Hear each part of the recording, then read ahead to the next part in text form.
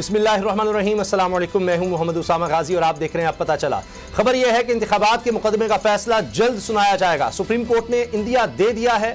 आज की अहम पेशरफ 4 जजेस का खुद को केस सुनने वाले बेंच से अलग करना है। जस्टिस एजाजुल अहसन, जस्टिस याया अफरीदी और जस्टिस मज़ाहिर अकबर नकवी और जस्टिस अतमनिल्लाह की जानिब से समाअत से माजरत के बाद चीफ जस्टिस उमर ताब बंदयाल की सरबराही में 5 रुकनी बेंच आज खुद नोटिस केस की समाअत करा है।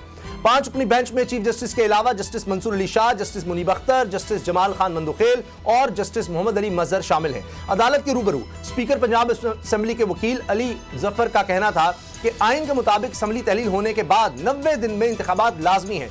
कोई आइनी ओहदेदार भी इंतखाबात में 90 दिन से ज्यादा ताखीर नहीं कर सकता और 90 दिन की आइनी मुद्दत का आगाज 14 जनवरी से हो चुका है।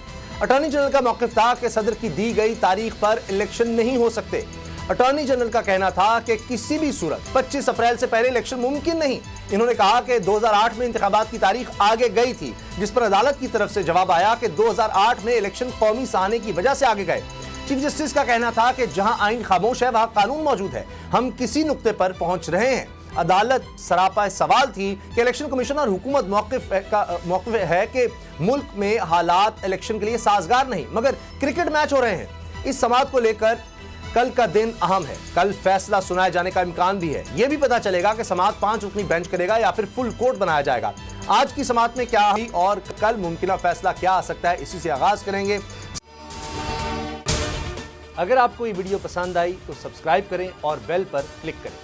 इम्पोर्टेड हुकूमत और उनकी हवारियों की अदलिया के खिलाफ हर्जा सराई, मरियम नवाज की अदलिया और फाजिल जज साहिबान पर शदीद तनकीद। इस घिनौनी साजिश को बेनकाब करने पर बोल को एक दफा फिर नशरियात की बंदिश का सामना करना पड़ रहा है। बोल अदलिया की इज्जत के लिए खड़ा है और खड़ा रहेगा।